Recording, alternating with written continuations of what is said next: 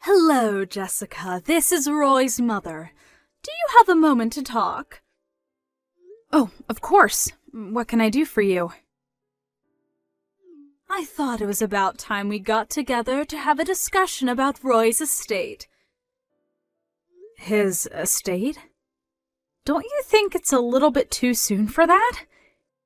It's only been a week since his funeral. Yes, I'm aware, but it's a discussion that we need to have, and the sooner the better. I'm not sure if Roy ever told you this, but he should have left a sizable amount of money to me. That boy was always good to me, and this was his final act of filial piety. I'm planning on using the money to have a pleasant and relaxing retired life. I see. So you were planning on your son's inheritance to finance your retirement. Also, Jessica, I think you should know that I have every intention to not allow one single penny of Roy's money go to you. What? You had to see this coming, dear. I heard about everything from Roy. The two of you were about to be divorced when he passed away. Am I right? Well, yes, I suppose we were. Well, then that settles it. What right could you possibly have over Roy's money? Roy is my son, and you're little more than a former roommate of his as far as I'm concerned. I will not let you have his estate. Did Roy happen to tell you the specific circumstances of our divorce, or did he leave that part out? Isn't it obvious? You were a complete failure as a wife. You used him for his money, and you never paid him any of the attention or affection he deserved as your husband. You may have cheated my son out of some of his hard-earned money while he was living, but I will not let you steal from him now. Is that so? And that's all I have to say. Now pack up your things and be out of that house by this evening. Seriously?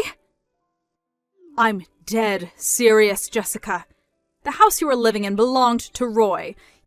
He built it with his own money, his name is on the title, and now that he's gone, that house belongs to me, his mother. There's no fighting this, Jessica. It's all written very clearly in his will. The house is mine. I'm going to be moving in there as soon as possible, which means you need to leave as soon as possible. Take all your things, leave all of Roy's, and be out of that house by sundown. And I know if you take anything of Roy's, so don't even think about trying to steal his things. Ugh! Don't be such an immature brat, Jessica. You can't seriously be planning to try and stay in that house, can you?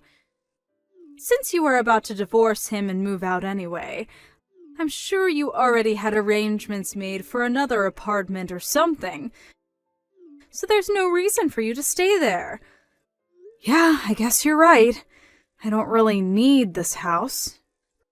Good, then it's settled, and we have no more reason to talk to each other. But seeing as the house is getting foreclosed on today, I don't think you'll be able to enjoy living there for very long. What? Foreclosed? I'll talk to the bank to tell them that you'll be the one to hand over the keys to them. But you'll need to sign over the deed to them by tonight, so make sure you bring a pen. If you ask them nicely enough, maybe they'll even give you an hour or so to take in some of your memories of Roy. What are you talking about?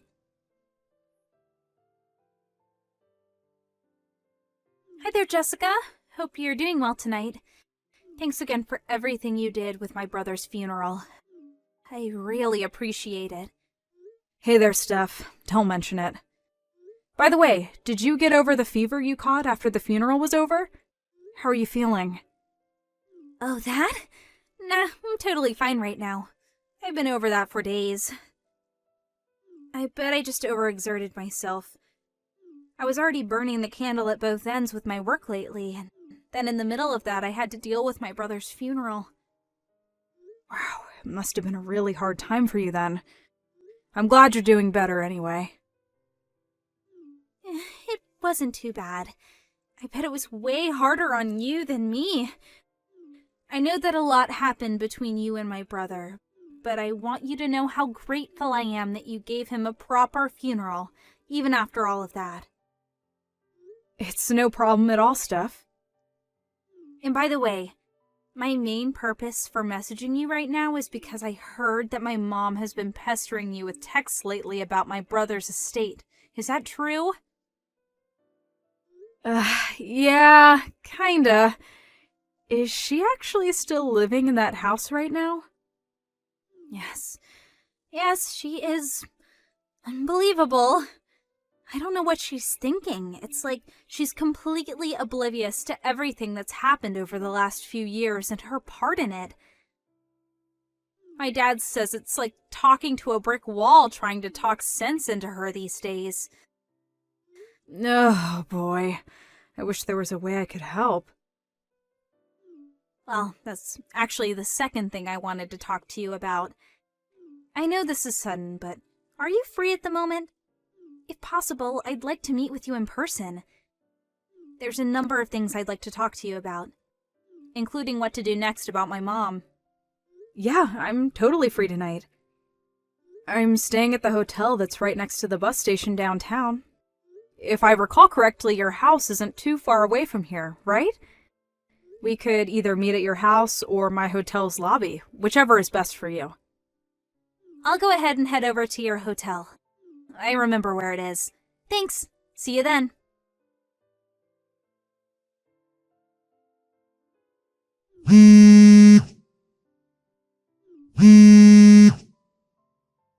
Good morning. What can I do for you? Don't give me good morning. Some people from a real estate agency just came by and said if I don't leave the house soon, they're going to call the police and have me arrested for trespassing. According to them, the house is actually in your name. That's the first I've ever heard of that. Why didn't you tell me? You already sold it to them? You owe me an explanation. Wait, you really didn't know about all that? I guess maybe Roy was planning to tell you about everything once it had been finalized, but it seems like he could have at least told you the bare minimum. Hurry up and explain what you did. Just make sure you're aware that Roy and I were planning to get a divorce when he died, right? Yes, and what of it? What does that have to do with you stealing my house and selling it without my permission? I'm getting there. Calm down.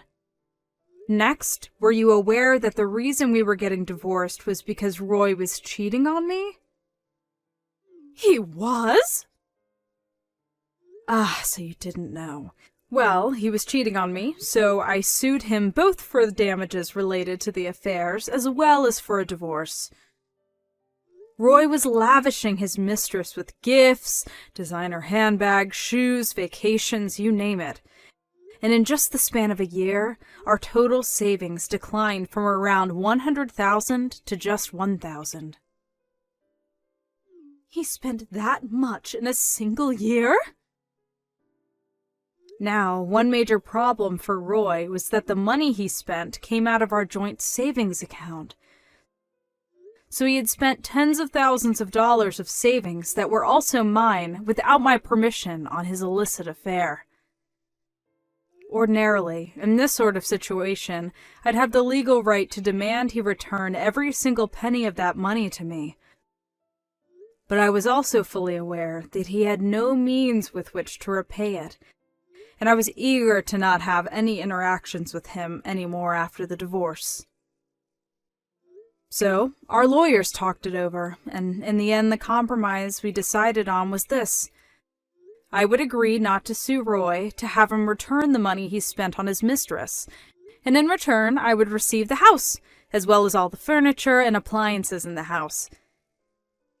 It was at that point that he transferred the deed over to me, and I sold the entire thing to a real estate company the very next day.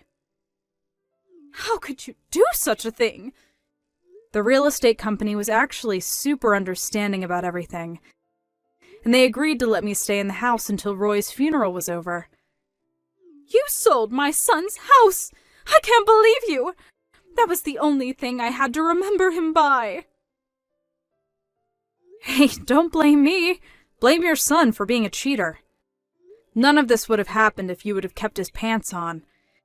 If only he had not slept with that woman, we wouldn't be getting divorced, and he wouldn't have exhausted all of our savings on her. So, yeah. I don't see how I did anything wrong in all of this.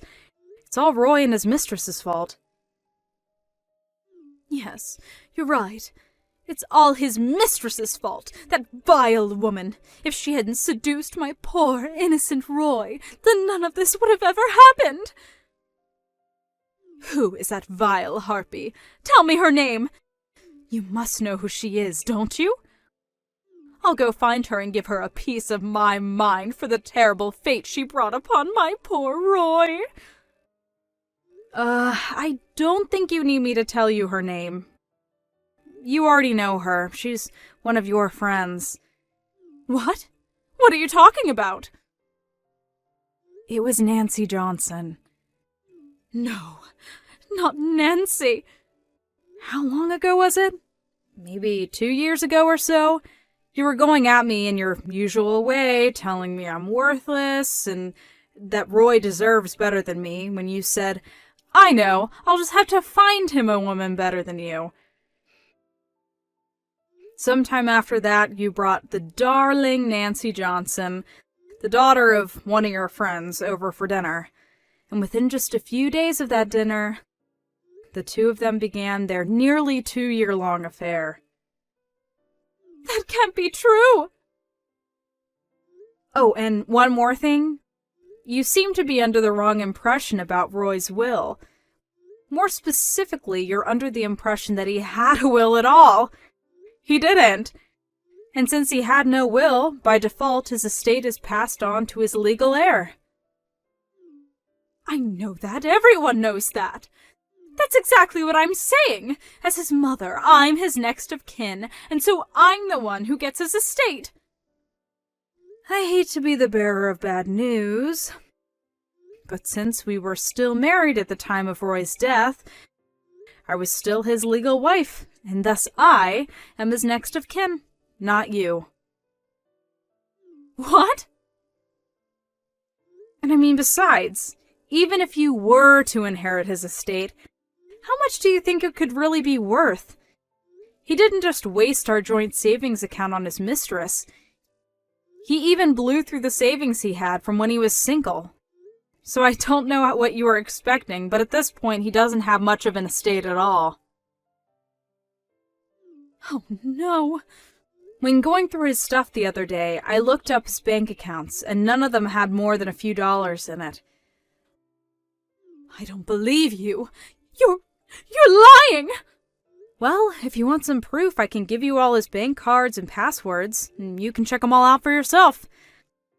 And if you're still intent on trying to claim that for yourselves, you're more than welcome to have your lawyer contact mine and discuss the issue. What do you say? Enough of this already! I get it. Oh, well that's good. Be sure to have all your things moved out of the house by sundown tonight. Tonight? You can't do this to me, Jessica!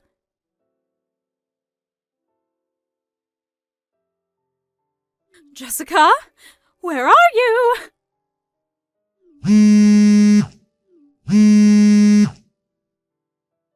I just stopped by your parents' house, but they weren't living there anymore. When did they move? Where are you? My parents' house?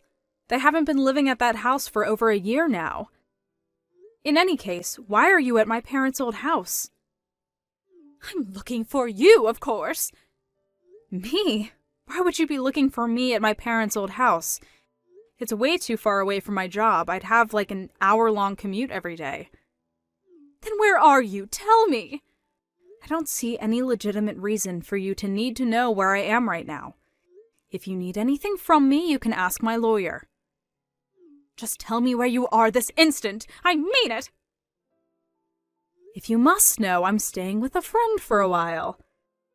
What friend? Give me the address of the house, Jessica! That's an order! Not a chance. Why would I? You and I are nothing anymore. I'm not your daughter-in-law, you're not my mother-in-law. Nonsense! Of course you're still my daughter-in-law.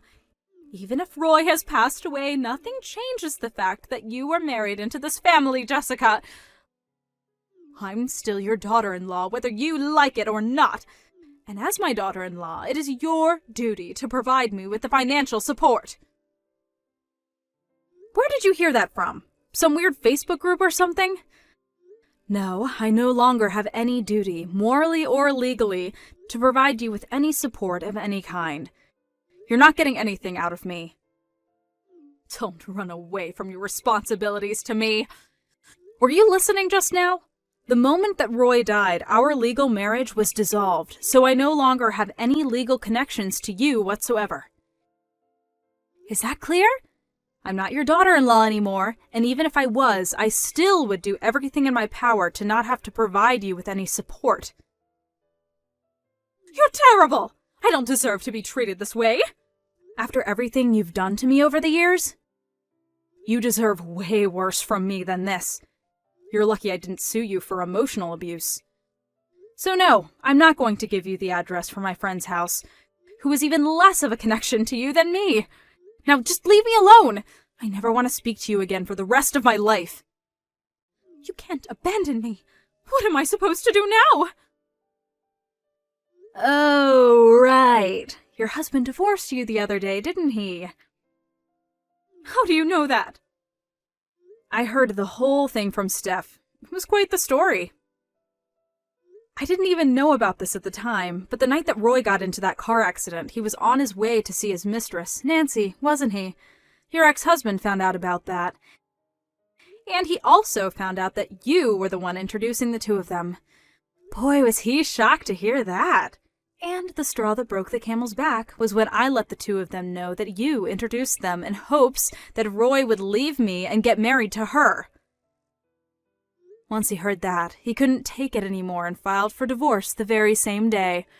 He kicked you out of the house. And when you tried crawling to Steph for help, she cut you out too. Aren't you in a predicament? But there was no way I could have predicted things would turn out like this. I'll give you that much. I wouldn't have seen it coming either if I was in your shoes. But then, if I was in your shoes, I don't think I'd be going around encouraging my son to have an affair, and also actively bringing him women to have affairs with. Please, Jessica, you have to help me. Why? Because I have nowhere else to go. My parents are long dead, and I have no siblings. Don't you remember your wedding vows? You promised to love my son, for better or worse, richer or poorer, in sickness and in health, right? Who cares about legal connections? You're my daughter-in-law. We're eternally bound through your marriage to Roy. I know we can get along well, you'll see. Did you forget the whole "till death do us part" bit? Or that you were the one who pushed Roy into his affair, which led to the ends of both our marriages as well as his life? Well... Or that you were constantly verbally abusive to me throughout the entire time I've known you? Lucky for you, your son's good-for-nothing wife is officially out of your hair forever. Jessica, you have to give me a place to live. That's an order. No. Jessica? I'm blocking you. And if you ever try to contact me again, I'll get a restraining order put out on you.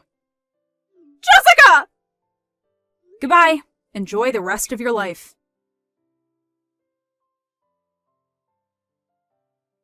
After that, who do you suppose my ex-mother-in-law went to for help? None other than Nancy Johnson, the woman she pushed into my husband's arms. Personally, I've gotten over her affair with Roy, partially because of the passing of time and partially because I'd already received a massive judgment against her for the affair. But it seems as though my ex-mother-in-law wasn't quite over it. She stormed in the house and screamed at her, saying, "If you hadn't made my Roy spend so much money on you, he would have had some left over for me." And then she started breaking every breakable object in sight. It's honestly kind of impressive how well she avoids placing even the smallest amount of blame for the situation on Roy, but I digress. In the end, Nancy ended up suing her and winning a hefty judgment for the damage done to her house.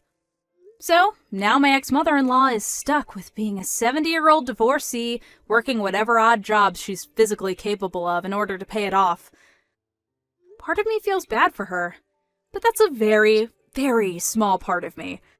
Most of me just feels like she got what was coming for her. Karma always wins in the end. Oh well, none of that is any concern of mine anymore. Now I can finally get back to enjoying a nice, peaceful life with my fiancé. We're getting married next month.